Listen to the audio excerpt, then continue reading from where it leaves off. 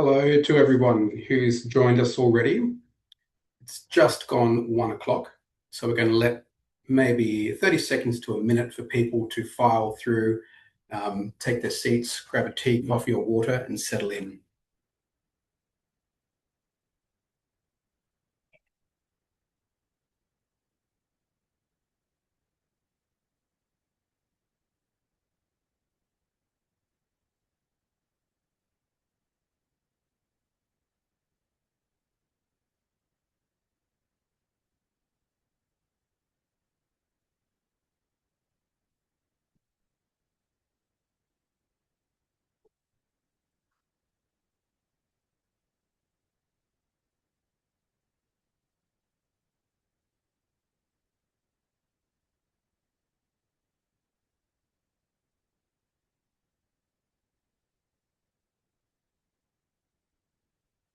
Okay, I can see that this number's rising steadily.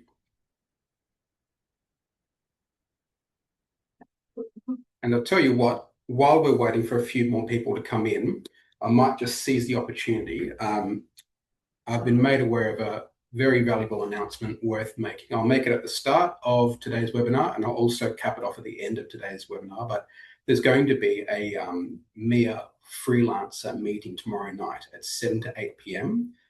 AEST for members and non-members.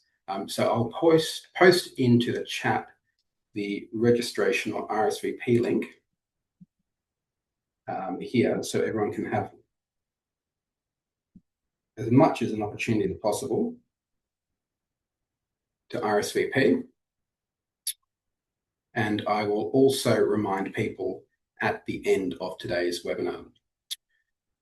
Okay, so look, I see 35 people have joined us. No doubt a few more people will pop in as we wear on. I've got you for about an hour. Hopefully you can see my screen already being shared. If not, just let me know. And I've made the rather foolish mistake of doing this in PowerPoint, which means that I have to toggle between Zoom, a few notes that I've got, make sure the screen's outputting. So if I ever get it wrong, mixed up, and I'm not sharing my screen properly, let me know. I'd rather be told a million times than not at all, because of course we're all here to learn. So look, good afternoon, everyone, and welcome. Welcome to Fact Checking for Freelancers, Tools, Techniques and Verification. For those of you who don't know me, I'm John Bergin with the Walkley Foundation. Now, before we begin, I'd like to acknowledge the traditional custodians of the lands on which we're all joining today. For me, I'm joining from Gadigal country in the heart of Redfern, and I pay my respects to elders past, present and emerging. And of course, I also acknowledge any Aboriginal and Torres Strait Islander people who may be joining us today. So thanks so much for making the time to be here. As I mentioned, this is the third installment in our initial trilogy of webinars. And today we're concentrating on fact checking and verification because, look, freelance journalists are, they're working in an environment that is faster, noisier, more complicated than ever. Claims move incredibly quickly. Images and video travel without context. Statistics are often hard to find, difficult to compare. They're often quoted without definitions. And of course, we're awash in AI-generated content. And as freelancers, you're really in the thick of it, aren't you? You're doing this work without the backup of a newsroom, without a research desk, without a legal team sitting behind you. So today's session is designed to be practical, and it's very fundamental, very introductory.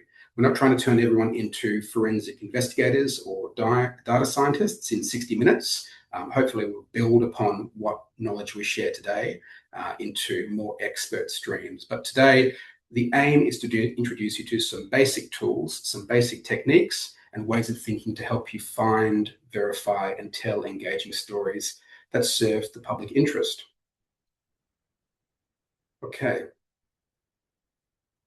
Thanks to everyone who's completed the pre-webinar survey, by the way. That was immensely valuable and has helped guide what we're sharing today. So we're going to look at some useful search operators, ways to find reputable data, tools for archiving and tracking online changes, and some simple approaches to verifying images and video. Everyone stressed in the survey that they were really after a basic primer to begin with. So for those that are already familiar with this kind of material, please bear with me. We're really just responding to what the vast bulk of survey respondents asked for, and we hope to build it out into more professional streams as time wears on. We're also going to touch on how AI can help organize your research. A lot of people were asking about that. And while being very clear, of course, that AI should not be treated as the source of truth. So, look, there's only so much we can fit into 60 minutes. I suspect we're going to create more of these webinars, as I said, and be able to fully explore some of the great suggestions that were put forward in the survey. So, as always, please feel free to put the Q&A, Logi Q&A as we go. Drop it in the chat as well. I'll try to keep the session moving, and as time nears the end, we'll come back to your questions and your examples. How does that sound? Now just toggling back. Will the slides be made available afterwards? Yes, Sandra, absolutely they will be. I'll hit you up via email, and you can also have any other questions and comments. You've got my email address on the screen. It's also going to be at the end of this presentation. So anything that you would like to know, please feel free to hit me up. So we're going to start with Google Search. Google Search, of course, is really fundamental. I've been sharing this information for a number of years. It's still evergreen, even in a day of AI. Journalists, all over the world, they use Google Search every day, but most still are not getting as most out of it as they could. And by taking advantage of really helpful features built right within Google Search, you're going to get better results faster. So instead of typing paragraph-long search queries that generate the same kind of results and you're banging your head against the wall, you can narrow and refine your searches to find more of what you're actually looking for. Okay, so Google's still one of the most useful fact-checking tools we have, but only if you use it deliberately. So the aim is not to find the first result or go through 1 or 2 or 3 pages, right? The aim is to trace the claim back to the strongest available evidence, and you can achieve that with a handful of operators or commands. And I'll run through some of them today. So first of all, we have the quotation mark command. So if a claim uses really distinctive wording, you put that wording in quotation marks, and that simply means that search for verbatim the phrase in the order that it's specified within those quotation marks and nothing else. So this can help you find where a phrase first appeared, whether it came from a press release, a report, a lobby group, a think tank, or a politician. And the example I have on the screen here is the 5 largest states could lose a total of $9.2 billion. Now, we might have seen that quote floating around recently. I don't know about you, but I certainly have. Where does it come from? If you pop that into Google, you'll find that it is actually from economic modeling by SQM Research. It's regarding negative gearing and capital gains tax, and they have modeled that the 5 largest states could lose $9.2 billion in stamp duty revenue across I think it was the 26-27 financial year. So that's a way for you to trace back a quote to the earliest instance that you can find available online. Okay, so the next example that I want to use is called the cite operator. Okay, and this helps you find information within a specific domain name. Now, what's a domain name? .com is a domain name, .gov.au. It could be a more fuller domain name like walkleys.com, or the example that I've got on the screen, health.gov.au. You use the cite operator to keep yourself closer to a primary source. Okay, if the claim is about the NDIS, then search the NDIS site. If it's about Parliament, then search aph.gov.au, right? If it's about the federal budget, Treasury, go to budget.gov.au, the Treasury website.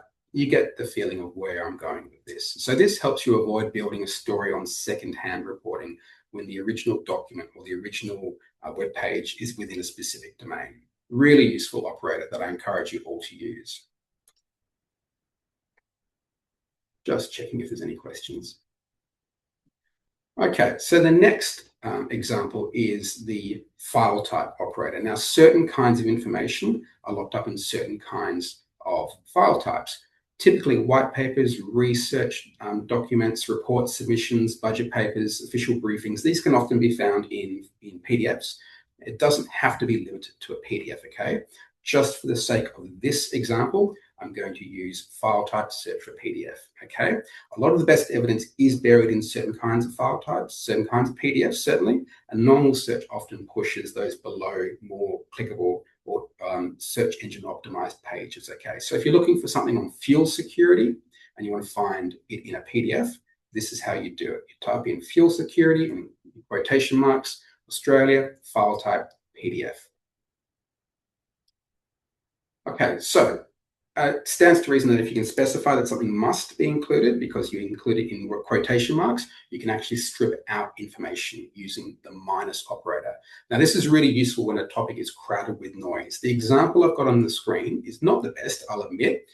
It's a hard one to illustrate because often you have to move from a point of origin of complete ignorance about a subject, okay? So I want you to imagine you're researching something for the very first time. You do a few introductory searches and you find that sort of the information is kind of reliable, but it's polluted by a lot of erroneous or not required search results. So you'd use the minus operator to slowly but surely pare away the material you don't need so you can focus on the material that you do. So if you're searching for fuel excise, you may want to exclude, I don't know, opinion pieces, and that helps you get cleaner results. The example that I've got on the screen, if you just type in Jaguar speed, you're going to get a lot of information about the car, and you're going to get a lot of information about the big cat, and you're going to get a lot of information about other things that move that are called Jaguars. So go search, you'll see what I mean. So if you typed in Jaguar speed minus car minus automobile, what you're asking Google or any other search engine to do is to ignore those keywords, to strip them out of your search and focus on all else that remains. So as I said, a really useful way of setting to one side material that just sort of clouds your vision and an obstacle in your research journey. Okay, the in title operator is a very useful operator when you're looking for a specific kind of page or document, not just any mention of a topic on a page. So it tells Google or any other search engine to find a page where the word appears in the title within the HTML tags at the top of that HTML construction. So this can help you surface things like official reports, inquiries, annual reviews, consultation papers, you name it, all the more quicker. So, for example, if you search in title inquiry, political donations, and then Victoria, you're more likely to find formal inquiry pages or reports rather than sort of general commentary or news coverage about political donations and that issue. So for freelancers, this is particularly useful, I think, because it helps you move from a broad search into documents with authority, a bit like the site operator.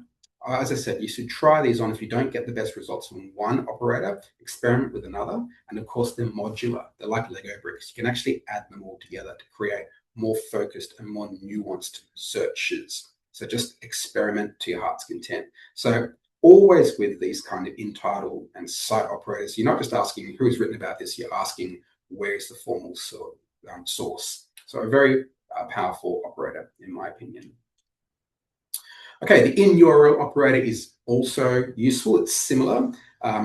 It's particularly useful for when a website has structured sections and you want to search inside a particular type of page. So it tells the search engine to look for words that appear in the web address itself in the URL. Okay, and that can help you find pages under sections like in the example that I've got on the screen: apply, publications, media releases, consultations, database report, contact us.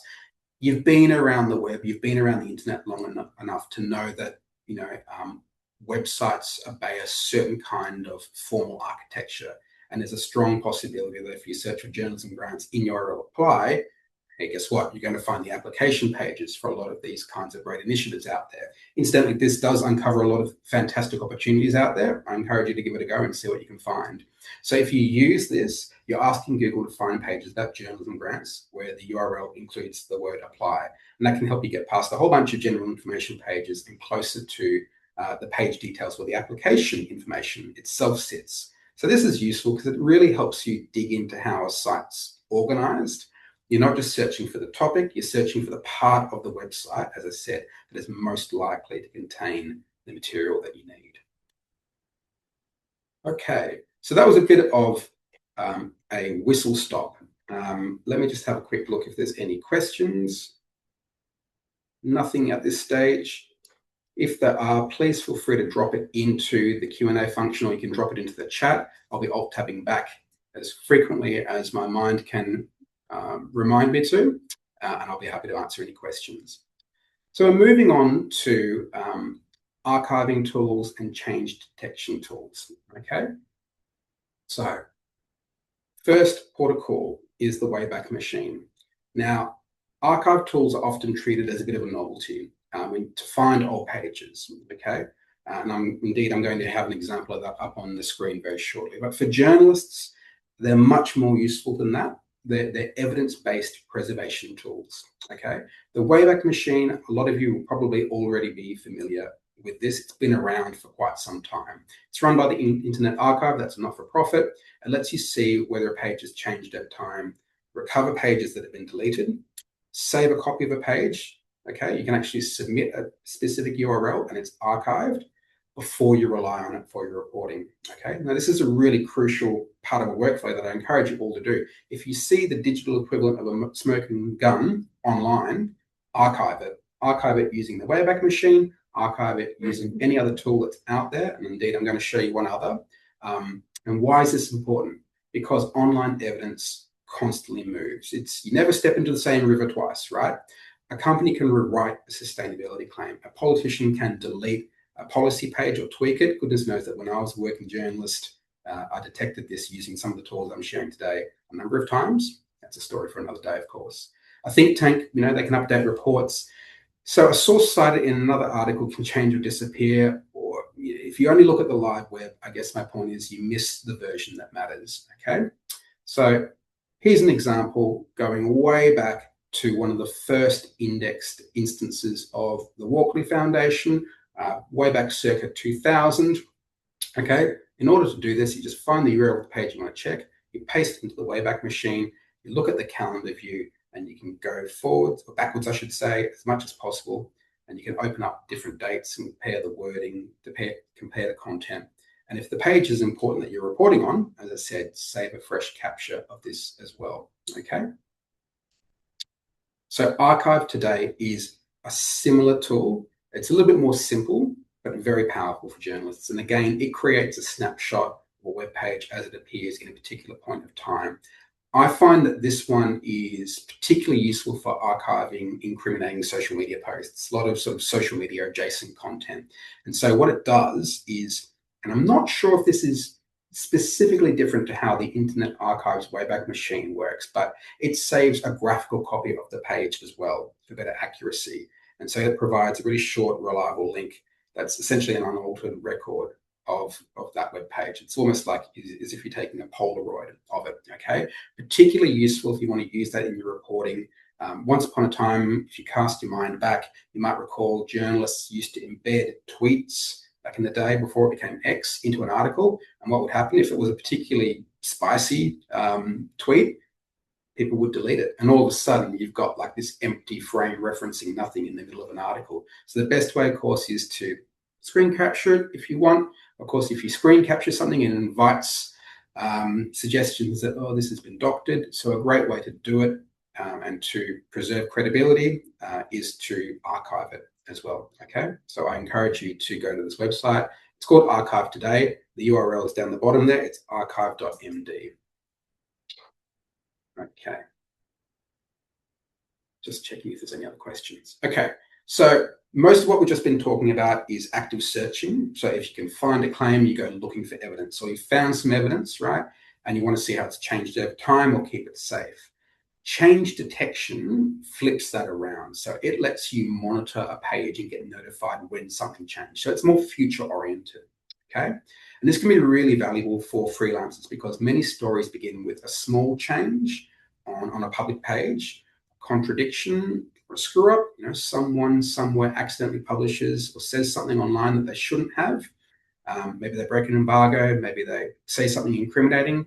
Okay, it could be a government updating a policy page, as I said, someone quietly rewriting something, adding a notice, a board member changes, you name it. So tools like Visual Ping and Distilio and change detection let you paste in the URL, select the part of the page you care about, choose how often you want it checked, and you receive a push notification or an email notification when the page changes. And a lot of these tools will show you what changed, highlighted in red, or it'll be dynamic. There'll be a little sliding tool where you can sort of slide back and forth and see the change. Visual Ping is probably the easiest to use because it's built around visual page monitoring, and you think to yourself, well, what does that mean? They're all visual page monitors, aren't they? Yes and no. Visual ping is very much abiding by the logic of tell me when this section of the page looks different. The others are more like tell me when this text changes, or the HTML, the JavaScript, or the CSS is updated, when a table or a number changes. So it's a little bit more sophisticated, a little bit more architecturally oriented in that sense. The Stilio is also reputable, especially if you want more control over the exact elements that you want to monitor. And change detection is open source, and it's a little bit more technically oriented. So if you really want to pop the bonnet and really get stuck in, go for your life. Each of these have advantages and disadvantages. But a word of warning, these services can produce false alerts if a page has dynamic content, rotating content, modules that change frequently. So you need to think very critically about what specific part of a page you want to monitor. Otherwise, you're going to get sort of awash with notifications. And you've got to treat the alert as a lead, right? It won't tell you why something's changed, obviously, just that it has. So you still need to verify it, you still need to archive it, and you still need to go through all the process that makes good journalism, of course. Now, they are all freemium, so they all do start as a free model, and you get a limited number of checks every single day. Some of them are pretty affordable. One's like $8 a month. One is a little bit more than that. It's on a sliding scale. So I encourage you to go to these websites and check out the pricing schemes and see which works best for you. But they all start free. And if you're using it just infrequently, it's a great way to sort of start to understand what these tools can do and if they work for you. Okay, I'll just quickly check if there's been any questions. That's true too. Change detection may be good for checking when pubs change your stories too. I know a couple of journalists that used to do that to see if their headlines or their standfirsts have been changed. So yeah, it is a good way. And also, by the way, on that note, the advanced search operators that I used before at the top of this presentation are a great way when you're trying to find your own articles and reports from years back on particular websites. Some websites are notoriously difficult, and the content management systems are notoriously difficult to surface your old reporting. So I know a number of journalists that use advanced search operators to find, articles that they wrote 2 years, 5 years, 10 years back. So keep that in mind as well. Okay, so it's about 20 minutes past the hour. I've been racing through some of the fundamentals at breakneck speed. As I mentioned, please feel free to ask any questions about anything that I've raised with you today. So now moving into data and statistics. There was a lot of interest in this via the survey, hence why it's got its own little section. So when you're checking a claim with a number in it, one of the hardest parts is simply knowing where to start. A lot of freelancers do not have access to newsroom, data teams, specialists, databases, or paid research services. So the question becomes, where can I find reputable open data quickly without necessarily just relying on the big number, or that's in a media release or a secondhand statistic or a chart that someone sort of posted on social media. Now, for Australian stories, there's a few starting points that are worth noting. Some of these online destinations will be really familiar, but it would be completely remiss of me if I didn't mention them. First things first, data.gov.au. It's one of the most useful starting points for Australian freelance journalists, honestly, when it comes to finding a one-stop shop for the National Catalogue for Public Data Sets. So if you're not familiar with it, it brings together data sets published by the Australian government and all of its agencies, and in some cases, state, territory, local bodies, and it covers things like health, education, transport, environment, housing, finance, population, you name it, business, government services, the list goes on. So the site is designed to help people find, to use and to explore and to reuse and republish and share public data. So it's great. It's all, it would be an entire presentation in its own right. So the fact that I'm just giving it a nod, forgive me, but I encourage you to roll up your sleeves and get stuck into this, because instead of relying only on, say, press releases or a ministerial quote or a think tank report, you can look at the data set behind the claim. And that might mean searching for anything about public spending, environmental approvals, search locations, transport use, as I mentioned. It's all packed within this website. You can spend hours here. The key caution, of course, is that data.gov.au is a catalogue. It's not a guarantee. Okay, the data set could be old, incomplete. It might not be as documented as well as you'd hope it could be. It could be difficult to compare to other sources, and the methodology might change from one data set to another. So always look at the methodology and the provenance of the data. So you'd still need to have a look at it. You'd still need to see what agency published it and when, if it's got any authors attached to it, its update cycle, stuff like that. Okay, so like any data source, you've got to take it with a grain of salt. Now, John's asked, are you able to provide a list of relevant search websites? Yes, absolutely. I can share that with you in a follow-up email after today's webinar. Okay, so next port of call is the Digital Atlas of Australia. Again, you might be familiar with this.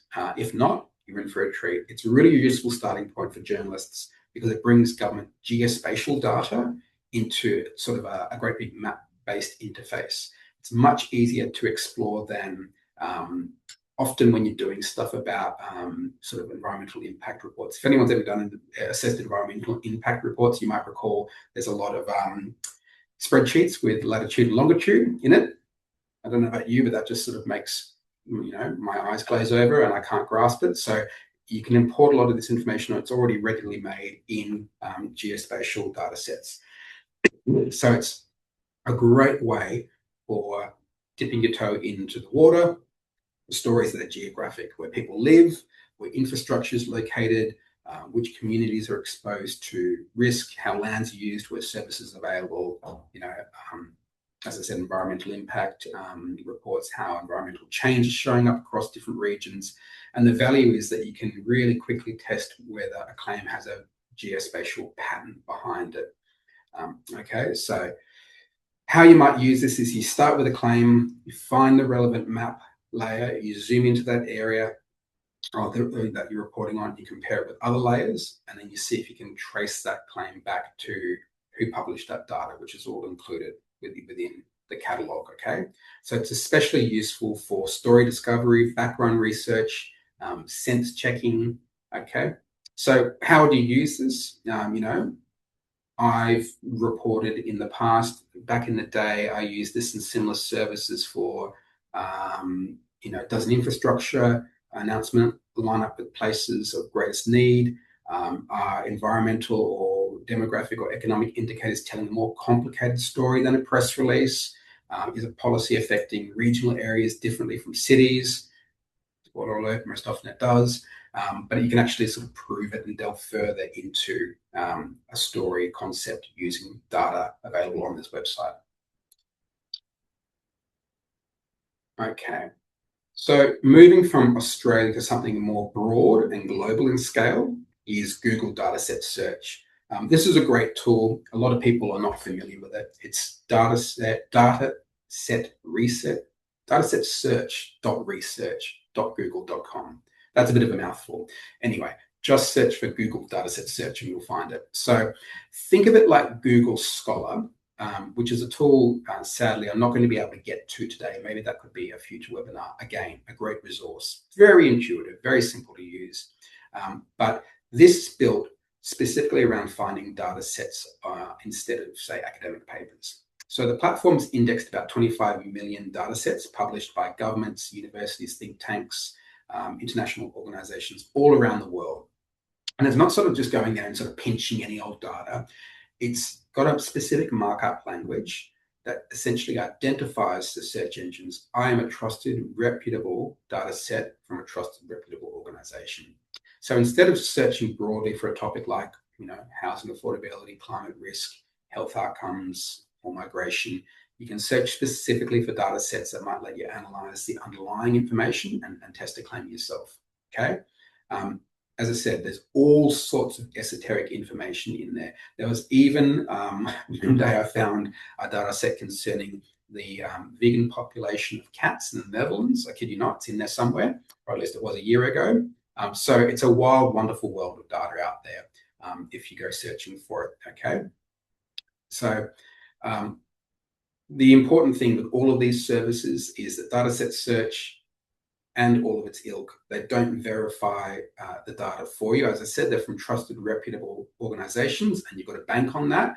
But you still, if you really want to stress test a claim, you have to find alternative sources. You might have to speak to a data expert if you have access to one of those, and sort of stress test the claims. Okay, your job is still, I guess, what I'm saying is to assess whether the data set is authoritative, current, complete, and relevant to your story. It's not cherry picking data just to suit a particular story angle. You've got to find all the data and make sure that it covers all the assumptions and it's verifiable or falsifiable when it comes to a particular claim that you're scrutinizing within a story. But used effectively, my point is that it helps freelancers, all of these services, move beyond quotes and assertions. So it gives you a way to cross-check claims using public data more effectively against primary evidence, find story leads in data. I've certainly found lots of different tangents that I otherwise wouldn't have explored, avenues that I've scurried down, all because I've done a big deep dive into data, and it adds weight to your reporting with properly sourced facts. Okay, so here's an example of one of the things that you can search for on Google Dataset Search. When you type in anything, and up it will come on the left-hand nav, and you can see in there, it will tell you who published it, when it was published, its methodology, its description, any other keywords, and any other relevant and related bodies of research that they've done over the years. Okay. All right. Another fantastic resource is Data Commons. It's the spiritual successor to a website that not many people knew about, but I certainly used to love, which was called Google Public Data Explorer. Sadly, that's no longer live and supported by Google. But Data Commons is this fantastic open source platform that brings together public data from many sources into a searchable structure. And a bit like some of the other examples that I've used, and certainly like Public Data Explorer, it makes public data easier to find, to compare, and to use. And we're dealing with things like the World Bank, the World Health Organization, census data from agencies around the world, climate bodies, you name it. And so they try to organize them into a single knowledge graph that finds correlations between data sets, okay, and can normalize the data so you're comparing apples to apples and oranges to oranges, and find meaning in related data points connected by things like topic, place, time, source. So it's really useful for synthesizing and collating large data sets to explore a particular truth-bearing claim or any other kind of information where, I guess, finding charts or leads for for data-driven stories, checking background data quickly, finding the original source behind the statistics, and you just type into it as you would be having a conversation with a fellow human or talking to an AI agent these days. So the example that I've got up on the screen there is prevalence of asthma in Australia, and you can see that it's dynamically generated a great graph, and that graph is embeddable. Okay, so another great source that I encourage you to check out. Just checking if there's any questions. Okay, some honorable mentions. If you're dealing with any kind of environmental impact reporting or research, Global Forest Watch is a really useful open source tool.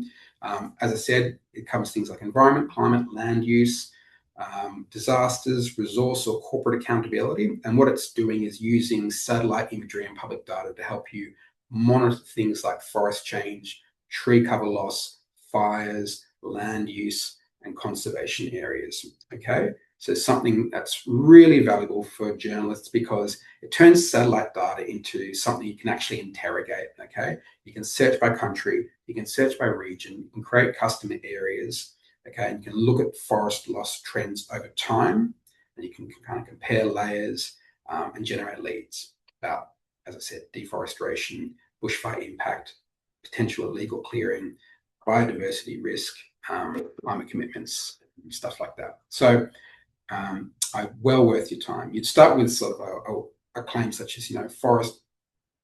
What would you start with? I guess you'd start with forest loss is increasing in this region, or this company's supply chain is deforestation free. And then you jump into things like Global Forest Watch and look at tree cover loss, fire alerts, all that land use data. in the relevant area, and then you cross-check it with your local reporting, government records, satellite imagery, any company disclosures, and any other expert sources that you have access to. Another honourable mention is its cousin, Global Fishing Watch. It might sound like it's made by the same people, but it's not. And it's an online platform that helps track and analyse commercial fishing activity around the world. And so it uses vessel tracking data, especially beacon signals. Essentially, there's this thing called an automatic identification system that's always on, broadcasting a location, which many large vessels use to show their position, their speed, their course. And what Global Fishing Watch does is analyse those movements and patterns to identify where vessels appear to be fishing, where they travel, where they may interacting with other vessels at sea. So it's a really good way of turning a broad claim into something testable, like, is fishing activity increasing in this marine protected area or adjacent to it? Did a vessel operate in a maritime, an exclusive economic zone? Are there signs of sort of transshipment, ship-to-ship transfers at sea, and so on and so forth? Key caution, of course, is that this service does not prove illegality by itself. It can, it's just a means of generating leads, and you'd have to do your due diligence and your research. But a fantastic resource that people don't know is out there. Okay, just checking for any questions. One Q&A. Can we use the operators in other search engines since they are Boolean, or some just Google specific? No, they are generally speaking, sorry, I know this is it's got a bit of dust on it, this question, forgive me. They will work in all search engines. So all search engines will obey Boolean search operators. And what I encourage you to do is just give it a go. Often, because we're dealing with incredibly sophisticated AI-enabled search engines now that have evolved over the past few years, it'll be able to intuit your meaning behind some of these operators and translate it into a meaningful search result for you. So the short answer is yes, you can use them in all search engines. They're not just Google specific. Sorry for being a bit late to that party. Okay, we're now up to checking images and video. Okay, so this is going to be, again, a bit of a whirlwind tour. This would be a presentation in its own right. I'm just going to give you some key concepts and some key tools to sort of whet your appetite. And I'll share with you some more information after today's webinar. So firstly, when you're dealing with verification about assessing a truth-bearing claim behind a video or an image, it's really helpful to remember that not all false or misleading content works in the same way. Some of it's completely fabricated. Some of it uses real images or video, but places them in the wrong context. And we'll get to that soon. Some of it impersonates a genuine source, okay? And some of the most common examples are just more subtle. What someone, I think it was Bellingcat once nicknamed just crap reporting, right? A bad headline, a bad caption, or a bad angle that makes the claim and the visual evidence tell something that it's not intended. So it's an unfortunate sort of a negative externality of like thoughtless reporting. So what we have here is the sort of the 7 types of information disorder. It's not a ladder, by the way. It's not like one graduates to the next in terms of negative impact. It's just, think of it more as a continuum or a constellation. Most of the misleading content that I encounter is squarely within the false context category. And that is, the image or the video is real, is undoctored, and it's just not when or where it claims to be. And it's often an image from the real world, or it's an image that might be taken out of a movie or something like that and presented as a fact about something that's occurring elsewhere. Okay. There is, of course, a lot of manipulated content. So here's a recent example of manipulated content targeting Annika Wells, the Minister for Communication and Sport. Now, the image, guess what? Shock and surprise. The image is fake. The image is based on a real photograph, but the visual details have been altered to change its meaning. So on the right, we've got my right, a real image of Annika Wells wearing just a white suit in Parliament. On the left, It's been edited rather crudely, I think, but what you've got to understand is that everyone on this call, most journalists are power users when it comes to news and information. And most people are just not operating at the same level or the same frequency of interactions with this kind of material. So their mind has not formed those connections to actually sort of be aware of the potential to mislead and to deceive. Okay. So some people will be like, oh yeah, look at that story. Unbelievable. Wow, look what she's wearing. Gosh, taxpayer money, fraud, embezzlement. And you're like, no, it's patently obviously false. But this is why everyone has got a big journey ahead of them. So, AFP Fact Check and others have written exclusively about examples like this. It's been thoroughly debunked. The important lesson, of course, is that visual information is not always completely fabricated. Sometimes it's a real photo with key details changed and then attached to an emotionally charged claim. Okay. And I'm sure everyone's seen their own example or their own version of this. What I would like to concentrate on, though, is false context. Okay, here's a classic example. It's actually a very old example, but the reason why I'm sharing with you today is when I was a working journalist, I actually encountered this. I want to say I encountered it 4, maybe 5 times in the wild. Okay, so it claims to depict the shores of Lake Michigan in Chicago in 2013 during an intense cold snap. They were calling it, I think, the polar vortex, and the big claim was it's colder than Mars. There was this cold snap and it was momentarily colder than Mars. Ironically, this claim has come up a number of times throughout the years. If you Google it now, there's articles that are only a couple of years old where they do claim that, again, it was intensely cold in some part of the United States and the temperature dipped below the average or the median temperature of Mars. Anyway, I digress. Spoiler alert, it's not Lake Michigan, okay? And this is how we would do it. The quickest and easiest way to debunk an image like this is to use Google Images, reverse image search, which is also going by the name of Google Lens these days and is built into the app on your phone, the Google app, or if you've got a Pixel, it's built into the operating system. So Google Lens is Google's visual search tool. So instead of typing words into a search box, you search with an image.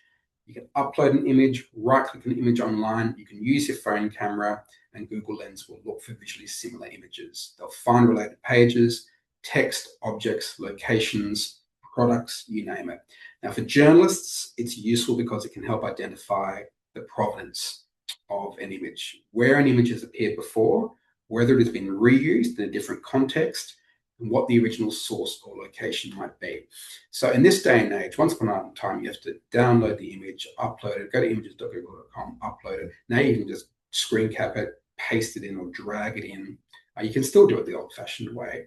And what with so much AI woven into the Google search experience, now you're rewarded almost straight away with an AI summary, okay? So you do this, okay, and you're looking for the earliest, most credible version of the image and to see if it's been used before, and you can see immediately that not only has this image been used extensively online elsewhere and during other time periods, it's been so thoroughly debunked, there's even an AI overview. So it's not Chicago 2013, it's Lake Geneva, Switzerland in 2005. And back in the day when I was in a busy newsroom and when Twitter had just really entered the mainstay, everyone was really keen to use Twitter as a primary source. We were covering wild weather, and someone said, "Look at this. This is worth putting up, on air." And I was like, "No. Let's just quickly use Google reverse image search. I'm pretty sure I've seen that image before. I'm pretty sure someone's trying to pull the wool over our eyes. Hey, presto!" And that day, at least, we saved ourselves from a little bit of embarrassment. Okay. So one of the quickest and easiest tools that you can use to sense check if someone is peddling false context.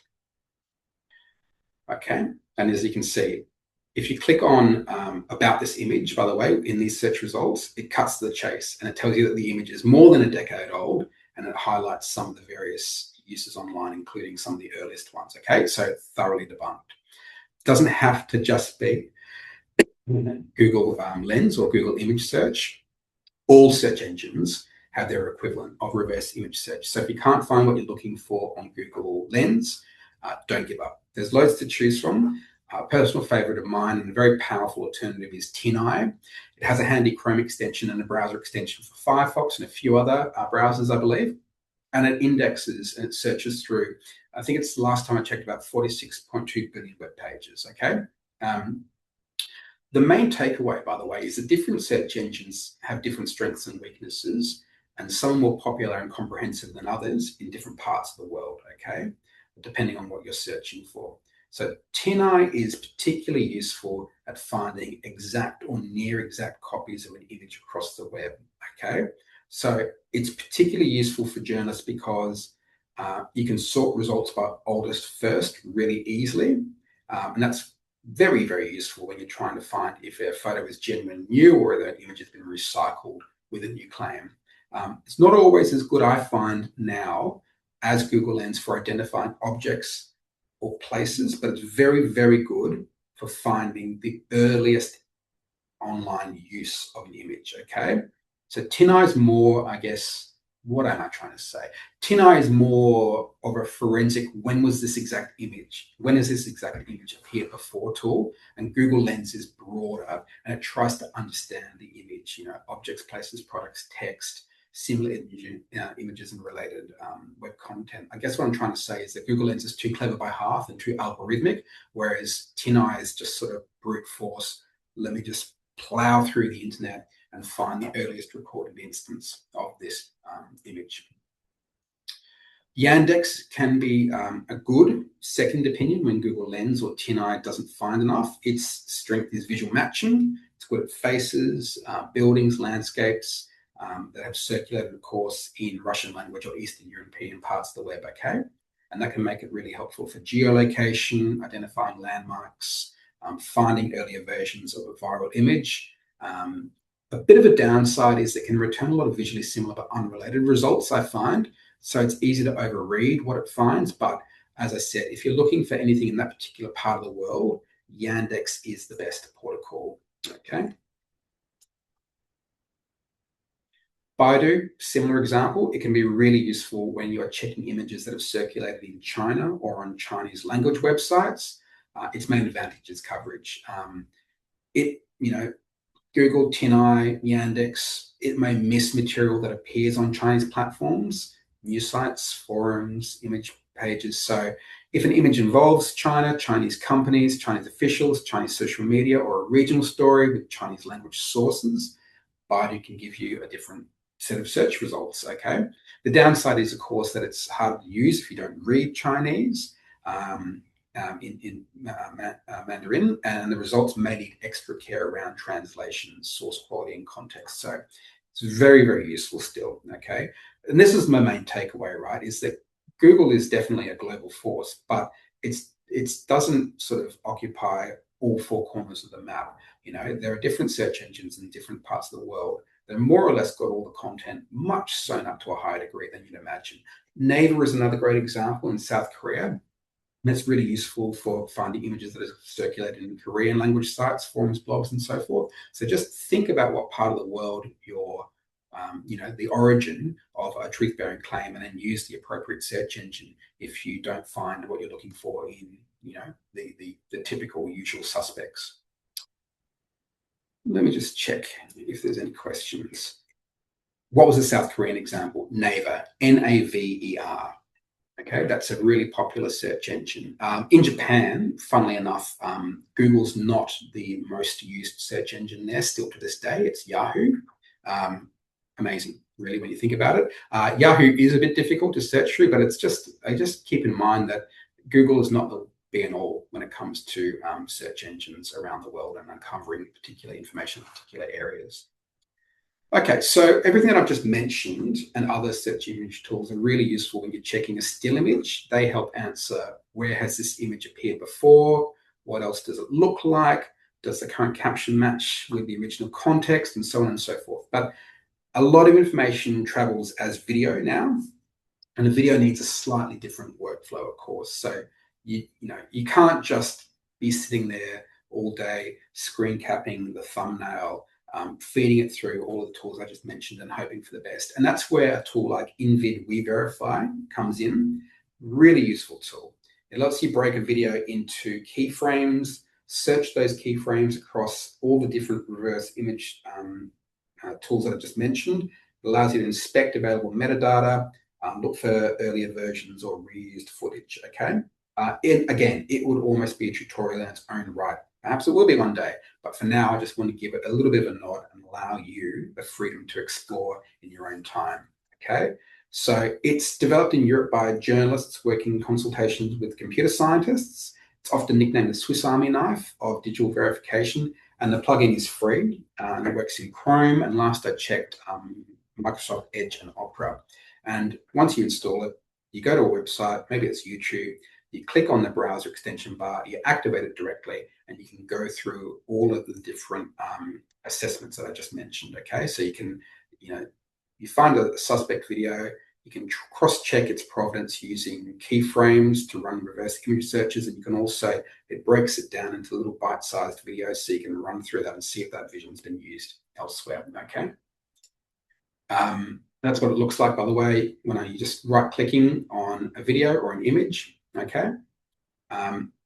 Now, why is this important? Because there's lots of video out there that's basically like this. I'm going to use an example of, admittedly, a very old video. It only takes 30 seconds or so. I'm going to cut to the chase. It's fake, okay? This video was created by the Melbourne-based Woolshed actually company. And now you might have seen a Hawthorn logo on it. Back then, it didn't have any of these identifying markings, and it was a bit of a mystery. But it is viral content engineered for the Hawthorn Football Club to launch the, I think it was the 2016 AFL Finals, which was themed Embrace the Hunt. So you can see here, there's some people barbecuing. They see a hawk come down, it picks up a snake, and it drops the snake on them. Now, initially, this video sparked a massive online debate regarding its authenticity. And it's quite quaint, right? 10 years later, you look at it and you're like, that's fake. I can just tell that it's fake. I guess it's because we've become more accustomed and more attuned to looking for digitally manipulated content, especially in the age of AI. Back then, though, there were digital experts getting on TV talking about how there was a big question mark hovering over the top of this content before the creators finally admitted that it was fake, okay? Now, let's pretend we haven't seen it before. So with InVid, we would cut and paste the link into YouTube, use the thumbnails or keyframes to break the video into searchable still images, and then we would search across Google Lens, TinEye, Yandex. Bing was another search engine that I didn't mention. Bing actually can get you very, very good search results, very, very good reverse image search, and you'd be able to find out where this has been used before. And once you do so, hey presto, again, it's not long until we're met with this AI overview that says, guess what? This is thoroughly fake, okay? I'm just speeding through because I'm conscious of the time, and we might go slightly over time if that's okay. If not, you can catch up with the replay at your own convenience. So still on the subject of verifying video, another quick honorable mention goes to MWGeofind. Really useful tool for finding geotagged YouTube videos from a particular place. And this is quite useful for when you are trying to verify an event, find eyewitness material, understand what footage exists in a specific location. So instead of just sort of searching through YouTube or searching through Vimeo or any other video sharing site, you can search by location, set a radius, add keywords. You can narrow results by time frame, and you can also add in criteria such as relevance, date, language, and other filters. And so, let's say you start with the location of a news event, a suburb, a landmark, a protest site, disaster zone, or a contested border, and you'd use this tool to see what content you can surface that's geotagged within that area. Okay, so you can see here that I've used it to look at YouTube uploads that are geotagged near Kiev, Ukraine. Word of warning is that geotags are always just one part of the signal. They can be missing, they can be imprecise, they can be doctored in this day and age, but a really useful tool that's not a lot of people are aware of, and as always, treat them as a lead, not proof in themselves. Okay. And last but not least, you might have seen this mentioned back on the InVid screen. You can cut yourself a lot of hassle by just seeing if someone has actually fact checked something before you embark on that fact check journey. Okay. And Google Fact Check Explorer, it's a tool that helps journalists do this. It tests, well, not tests, it assesses whether someone else has tested whether a claim is true or false, and recognized by a reputable and trusted fact-checking organization. So basically, take the claim that you want to test, strip it back to some keywords, search for the person, the topic, the quote, figure, or image claim in Google Fact Check Explorer. It's got a very unwieldy URL. Just type in Google Fact Check Explorer and you'll find it. For freelancers, the main benefit is speed, of course. Before spending an hour chasing a viral claim, you can quickly see whether or not the fact-checking outfit has already investigated it, what evidence they used, how they rated it, and this can help you avoid duplicating your work. Okay, so a very useful tool. Now, I want to make sure that I give enough time to something that a lot of people mentioned in the initial survey, and that is researching with AI. So this section tries to speak to those requirements. And first and foremost, it's about using AI to support your research process, not to replace it. So for freelance journalists, I think that AI can help turn a broad question into better searches. It can help you organize documents. It can help you compare sources, and it can help you identify gaps in the evidence. But the principle is always very, very simple. AI can assist you, okay, but the journalist still verifies the sources. The journalist still checks the context, and it still makes the editorial judgment, okay? Share here is in the driving seat. You're still the human in the loop. The AI is a great research assistant that can help support your work, but it's still up to you to make the final call. Okay. First thing first, that's worth mentioning. As with search, as with AI, garbage in, garbage out. I'm going to show you two useful prompting frameworks, okay, when it comes to working with AI. The first is one that is specifically endorsed by Google. It's quite broad. It's called PTCF format, and that stands for persona, task, context, and format. And that basically means telling the tool who or what it should act as, what you want it to do, what background it needs, and how you want the answer presented. So for journalists, that helps you move from really broad and perhaps vague prompts to more useful outputs, okay? So you don't necessarily need all four components in every prompt, I must stress, but using a few will help, okay? And always, always remember to include a verb, okay, or a command as part of your task. This is the most important part of a prompt. So you basically, in this example, you're a research assistant for working for a freelance journalist. That's the persona. Find me 5 reliable topics, or sources, I should say, on a topic. That's the task. I want you to prioritize government, academic, and official statistical resources. That's the context. And I want you to present them in a table with a source, link, key evidence, and usefulness. That's the format. So it's just presenting you with the information. Okay. Let me just check if there's been any questions. Okay. Secondly, there's the very popular CRIT framework. Okay. And a lot of you might have already heard about this. It's kind of hard to do any search on AI use or prompt engineering, as much as we might be loath to use that term, without encountering the CRIT framework. Now, CRIT builds on the idea of its predecessor, but adds one extra discipline. And before asking AI to produce a final answer, it's basically saying, interrogate me. Interview me first. So again, we start with context. What is the background? Then there's role. What perspective should the AI take? Then interview. Ask it to clarify anything it needs before it responds. And then finally, there's task. Tell me, or tell it, I should say, the output that you want. Now, so for journalists, this is especially useful because it slows the process down. So instead of jumping straight to an answer, the AI has to ask better questions, okay? And so this is what it would look like in practice. We start with context. I'm a freelance journalist researching a topic. We give the AI a role, act as an experienced research editor. The key addition is interview. before giving an answer, the AI has to clarify questions about the angle, the location, the evidence needed.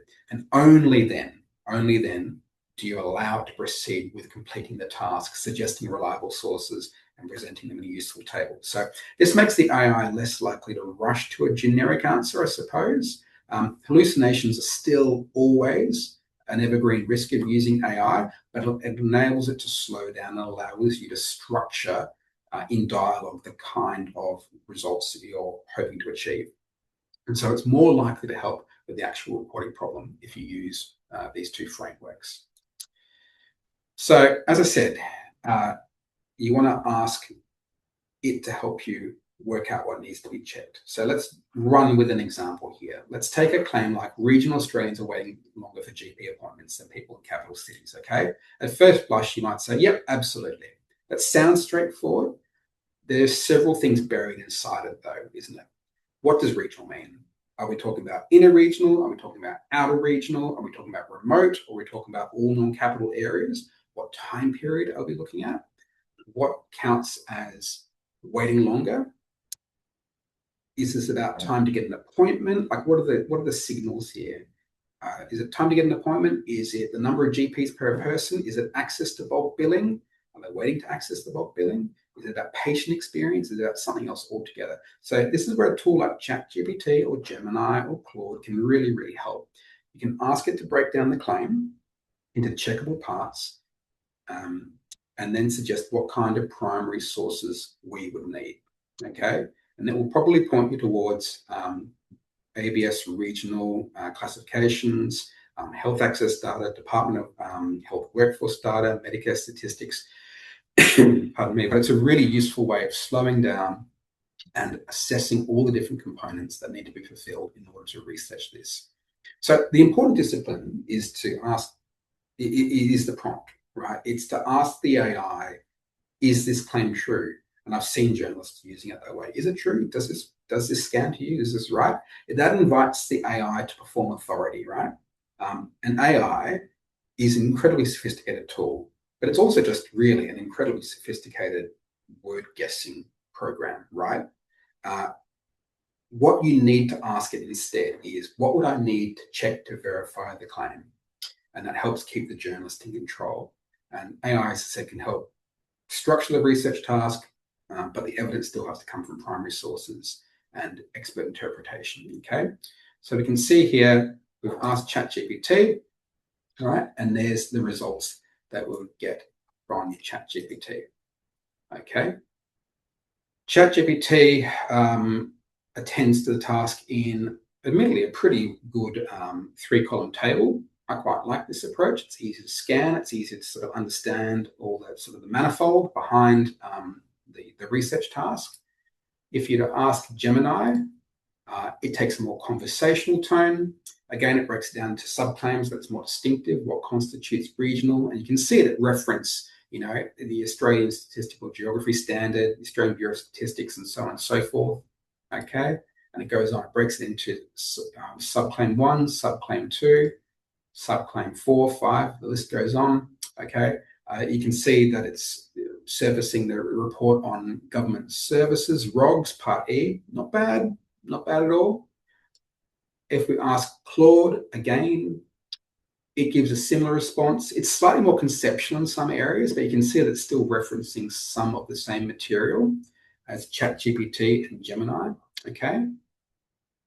And then you can see that again, you know, it's talking about Medicare benefits schedule utilization data, you know, basically how often Medicare funded services are used or claimed. Pretty good. Okay, and the list goes on. Now, don't forget, we can also ask AI to suggest smarter Google searches. So that means getting it to identify the key concepts in a claim, suggest useful synonyms, combine them with search operators. Now, for example, AI can turn a broad search like regional GP wait times into a more targeted query using, you know, official domains, exact phrases, PDF filters, all that good stuff I mentioned at the start of the presentation. And it can also find, I should hasten to add, alternative supporting terms such as, you know, you and I would intuitively grasp this, but it always pays to be reminded, like, don't just say GP, say general practice, say appointment availability, say and remote. So again, the important point is that AI is not the source of truth here. It's helpful for helping us build better search strings so we can find the primary source ourselves. So you can see here some excellent Boolean operators with all the different operators I mentioned at the top of the presentation. Okay, and now how did I get that? Here's the query that I asked ChatGPT in this particular instance. Okay, so you can see that it directs my searches towards sources that are most likely to hold reliable evidence. Okay. All right, on the home stretch now, we are going slightly over time. I do apologize. If you've got to drop off the call, I understand, and you'll be able to catch up with this with the replay. Okay, but once the advanced searches have helped us find credible PDFs, the next step is to turn those documents into a research workspace. Now, for this, I've used Google Notebook LM. It's an AI research tool. There's lots of them out there.